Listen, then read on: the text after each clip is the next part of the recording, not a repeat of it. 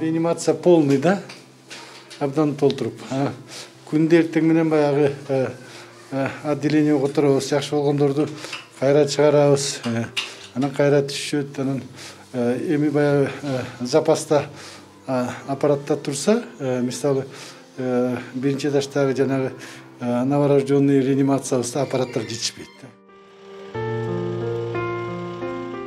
Бишкектеги улуттук эне жана баланы коргоо борборунун реанимациясындагы 20 орун тең балдарга жыктолгон, көзүн ача албаган ымыркайлардан тарта 16 жашка чейинки бөбөктөр өпкө кагыны, коронавирустан күчөп кеткен Кавасаки синдромуна шектелип, дем ала албаганы жасалма дем алдыруучу жабдууга туташып, айнектүү эшиктин артындагы коридордо кыркка тизилип жатышат. Быйылкы жылдын өзгөчөлүгү бул жанагы коронавирус ден кийинки оорулардын саны көбөйдү да, экезе оор болуп атат. Анткени коронавирус кайсы балдарды көбүнчө оорутат?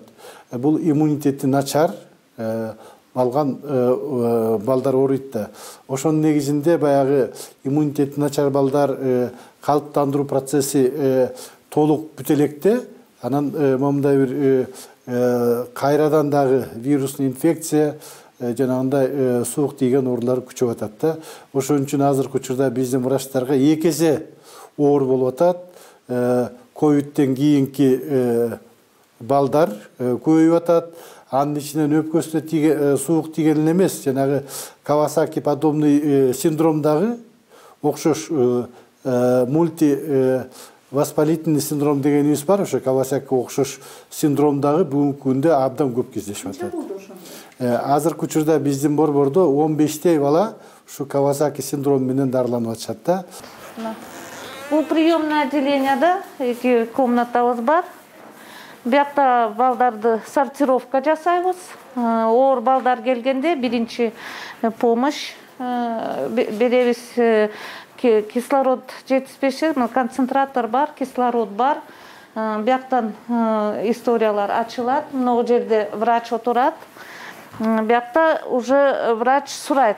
Кандай бала ооруду, биз анамнез дейбиз. Оорулар азыр көп, себеби сезонный подъем деп коебуз, оорулар көп келип атат. Себеби азыркы маалда биздин эле центр ошондой ооруларды кабыл алат. Пневмония менен оор балдарды жаткызабыз. Мындай балдар оор эмес.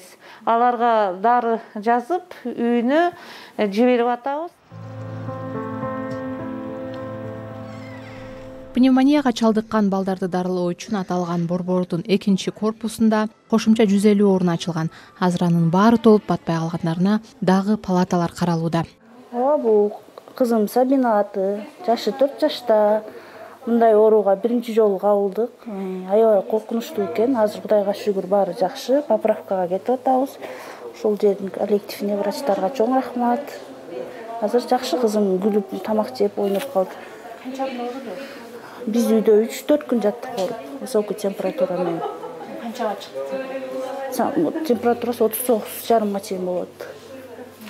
Жөтөлүп атты. Өз алдыңызча дарыладыңыз? Жок, мен айылда ФАПка кайрылгам. Ошол жактан антибиотиктер жазып берген. Ичип атканбыз, ал деле жардам берген жок го. Пневмония менен Кавасаки синдромуна окшош ооруга чалдыккан балдардын арасында аларды айыктыруу, медициналык жардам көрсөтүү да бир топ кыйынчылыктарды жаратып жатат. Бүгүнкү күндө жанагы биздин нерв оолар балдар мүмкүнчүлүгү чектелген майып болгон балдарга оор даражада болуп атат. Анткени и коронавирус, и любой вирус инфекциясы буларга оор көтөрүп атат да, курч болуп атат булардыгы. Жатып калып атат. Алардын өзүнүн кыймыл аракеттери аз болгондуктан, дагы бир жерде пневмония болгондуктан, эң негизгиси пневмония таза оор абалда өтүп жатат да.